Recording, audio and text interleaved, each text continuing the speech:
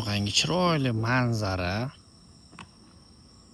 Bu yoqda ko'p qavatli domlar, atrof shahar markazi.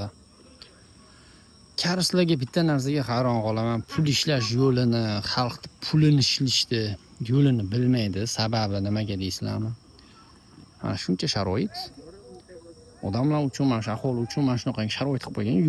Yurish uchun, sport bilan shug'ullanish uchun, madaniy hordiq olish uchun. Qolaversa. Suvni bo'yida mana shunaqangi zo'r plashatkani qilib qo'ygan. O'ynaydi.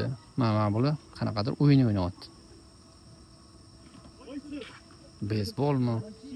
Bularning o'zini karslarning sevadigan o'yini. Mana bu yerda zontiklar qo'yilgan. O'tirish uchun sharoit qilib qo'yishgan. Tomoshabinlar uchun. Qolaversa mana bunaqangi yo'laklar tashkil qilingan.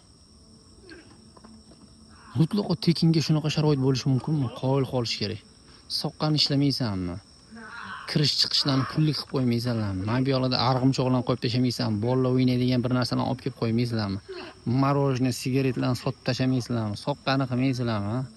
Bularda hokimlar ishlamaydi. Bularda mas'ullar shunchalik ham bo'ladimi? Mas'ullar.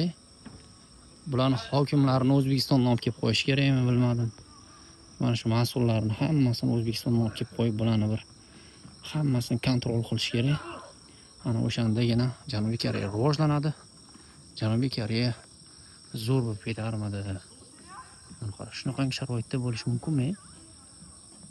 Yana chiroyli. Tepaga chiqish uchun mana shunaqangi zina qilib qo'yishdi.